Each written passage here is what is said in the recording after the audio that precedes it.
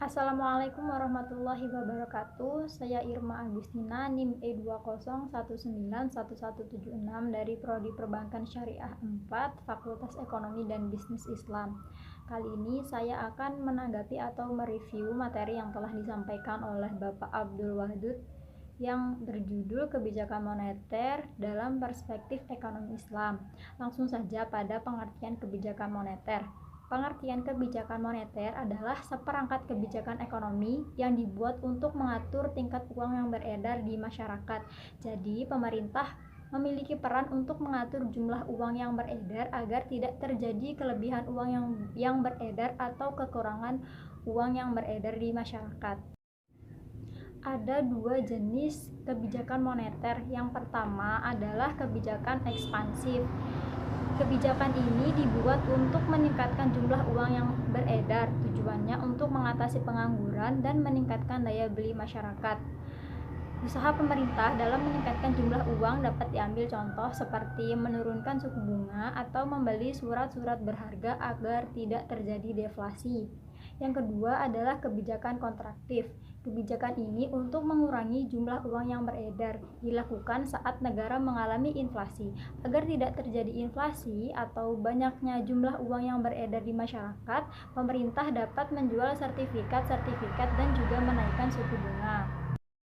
Tujuan dari kebijakan moneter yang pertama adalah mengedarkan uang sebagai alat tukar dalam perekonomian. Jadi dengan adanya uang, masyarakat dapat melakukan berbagai aktivitas perekonomian dan melakukan transaksi.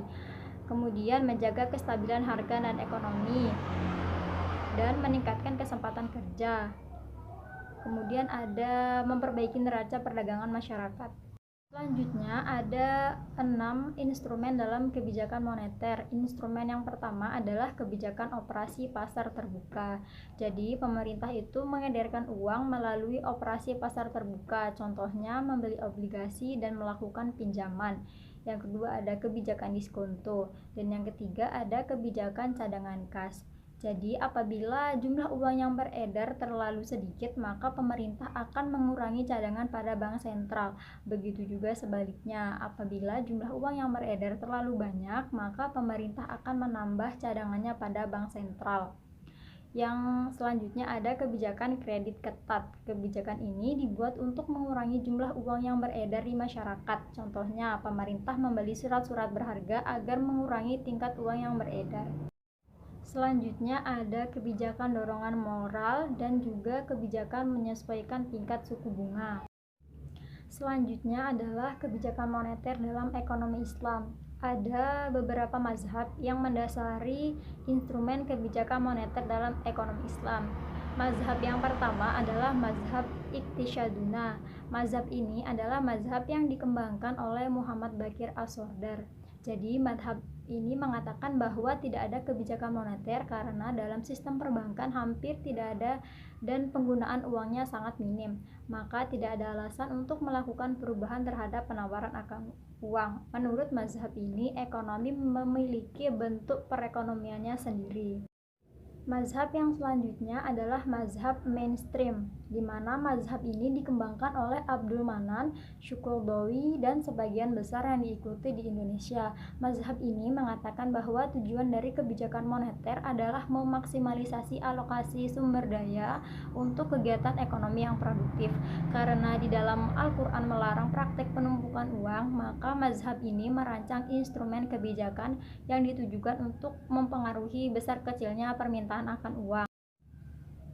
Merujuk dari pernyataan mazhab mainstream, instrumen kebijakan moneter dalam ekonomi Islam disebutkan ada 8. Yang pertama adalah nisbatul ikhtiyati. Dalam kebijakan ini, pemerintah akan mengatur uang yang beredar dengan persentase cadangan pada bank sentral. Yang kedua ada iqna al-maknawi, yaitu melakukan dorongan moral agar masyarakat menggunakan uang dengan baik. Yang ketiga ada nisbatul ikrot, yang keempat ada iqdatus sanadah, yang kelima ada asyukuwal islamiyah, dan yang keenam ada islami suku, yaitu obligasi yang sesuai dengan akad syariah seperti ijaroh, murabahah, dan akad lainnya. Yang ketujuh ada al-istismar al-hukumi, dan yang terakhir ada adatut taustik. Sekian video tanggapan yang dapat saya sampaikan. Mohon maaf apabila ada kekurangan. Semoga bermanfaat. Wassalamualaikum warahmatullahi wabarakatuh.